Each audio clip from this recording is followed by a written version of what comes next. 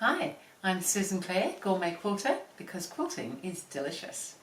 Today I thought I'd show you a little bit of fun to be had with some leftovers, as in fabric leftovers, a scrappy sort of block. I've got some bits up here, so I can just take one of these down just to give you a bit of an idea. Just a small block that I'm going to show you. I don't know whether it has a name. I've done other blocks a little bit like this with a 4-patch inside. So we've just got a little 3-strip block here, and then I've popped some corners on around the outside. And so I've kind of almost stuck to a colour theme, but not quite. I've kind of got yellows and sort of orangey tanny colours, and I've got some blues, and then the ones inside are pretty much scrappy.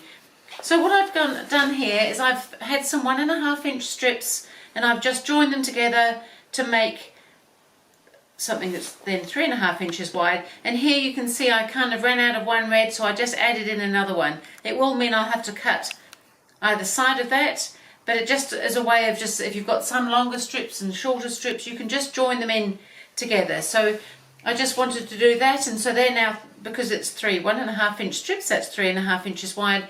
So we just need to cut those into 3.5-inch squares. So that's what I've done there, and that's what's inside these blocks. So that's really good for using up some 1.5-inch strips. And then we need something for these corners. And so this is a 3.5-inch square now. And for our corners we need, guess what, a 3.5-inch squares. So really easy because it's the same size. So, and these need to be cut in half. So here you can see I've got my half squares, and they do need to be cut first. It works so much better this way for doing this sort of thing. The other thing, when you're doing something like this, where I've got the sort of yellowy, tanny, orangey colours meeting, or likewise the darker bluey ones over here will meet, you want to kind of keep these in the same direction. So going across the 3 stripes, I've got the yellowy, orangey, tan colours, and going with the stripes, I've got my blues. It's quite a good idea to keep a little bit of an eye on that if you're going to use similar colour themes like that. They don't have to be the same fabrics. In fact, you don't want them to be the same fabrics. But if you're going with a 2-colour type theme with some multicolours inside, keep them in the same position. So in this case, as I said, the blues along the stripe and the yellows across the stripe. So what we're going to do now is just pop these on, and I just thought I'd show you how I go about this. There's nothing particularly hard about it. This is half the triangle, so on this edge here that I cut when I cut the square in half diagonally, it's now on the bias, so it's a little bit stretchy, so we have to be aware of that.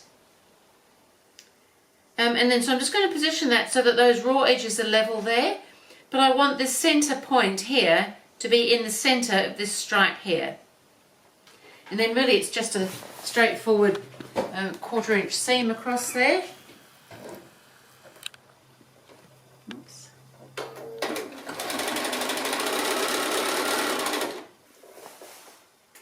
So just keeping an eye that the point stays in the middle of that strip there, we're just going to come along. So these triangles are a little bit wider than our block is, and we want that to be the case, so they're sticking out a fairly even amount each side.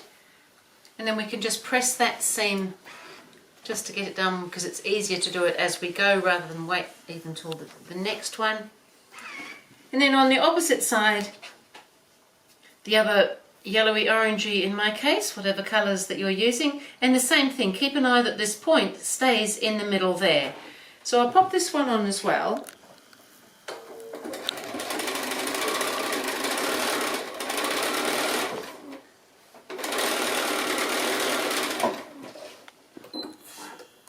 And I'll give it a quick press as well.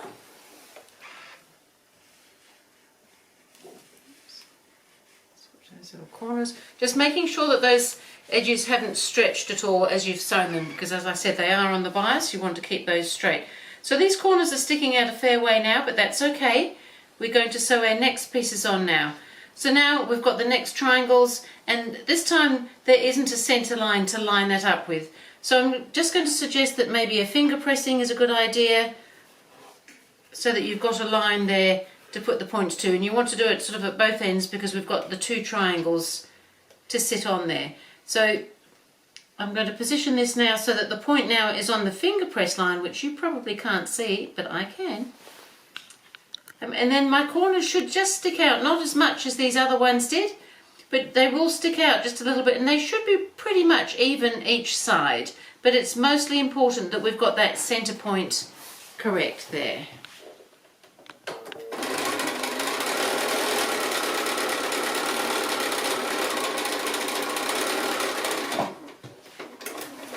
These blocks are going to need to be trimmed just a little bit. So we might as well just go ahead and sew the next triangle on so that I can show you how to do that part as well. So this is the last one, and now I've gone and pressed my finger pressing out, so I better just pop that back in again, because I do want to know where that centre is. And so then I'm positioning this again along that raw edge, making sure that my centre point is lining up here with my finger press line, and we'll stitch that one on. So a great way to use up some leftovers. All sorts of colours can go into a quilt like this. Great for a little swap. It would be a good fabric swap block. So now we've got a block that's looking pretty good. So these seams are obviously going to be larger than a quarter of an inch, but in actual fact, because things are a little bit uneven, and that often happens when you're sewing on triangles and things like that, we just need to trim it up, and it's a good idea to trim it up so that everything is sitting nice and straight. So we're not trying to have it quarter of an inch from that edge. What we are trying to do is centre those points. So I happen to have, we're going to trim it to a 5-inch square. I happen to have a 5-inch square ruler, which is most convenient. You don't have to, you just need to have a ruler that you can line up. So what I'm doing is putting my 2.5-inch line here on the ruler through this point here, and the same over this side and on the other side. So if you can find a way of measuring so that you, or seeing so that you can get your 2.5-inch pretty much in the middle of all of those points, and then we can just trim off two sides. So it's going to be a slightly uneven trimming, but not a very large trim, and it just tidies up those edges so our blocks are all the same size, which makes a huge difference when we're sewing them together. If they're a little bit higgledy-piggledy, they will stay a little bit higgledy-piggledy.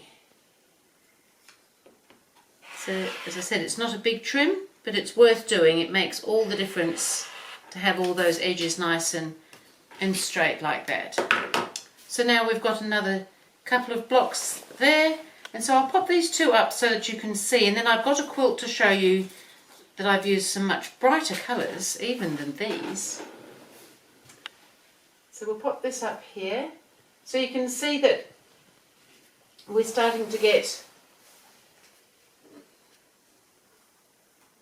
that nice sort of yellow meeting of the yellows and meeting of the blues.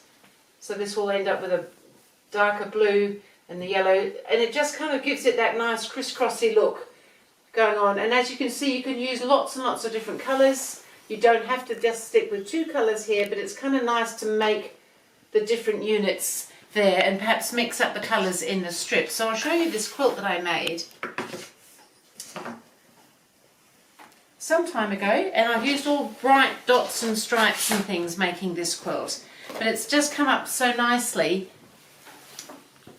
And so on my block here, so if this is one of the little blocks, I've got my 3 strips here, and at each end I've got a bluey purple colour, and on the opposite corners I've gone for greens. And so you can see you end up with this bluey purple and green alternating with these stripes that are ending up forming some sort of a grid.